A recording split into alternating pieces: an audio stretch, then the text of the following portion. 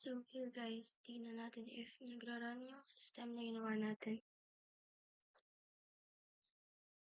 And let's try to input some datas. And let's see if yung system is nag-function ng maayos. And maglagay po tayo ng mga datas. Then after that, titignan po natin if maayos po ba yung pagkagawa ng system.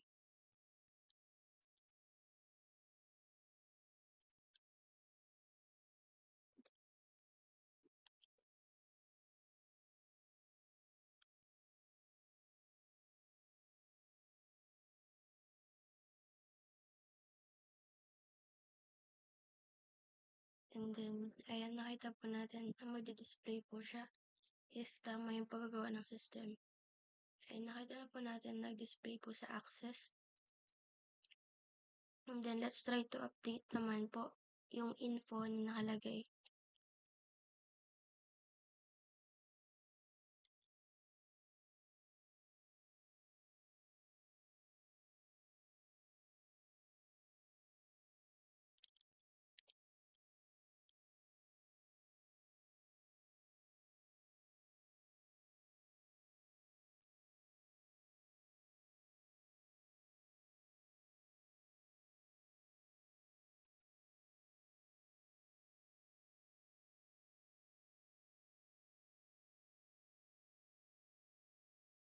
Then, try to update.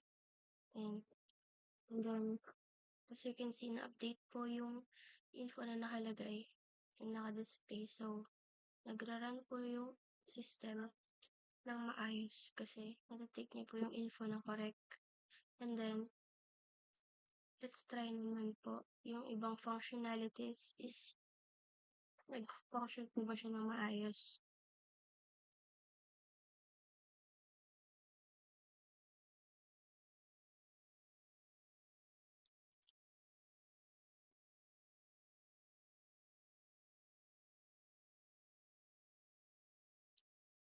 Ayan, so, maayos naman po yung system natin.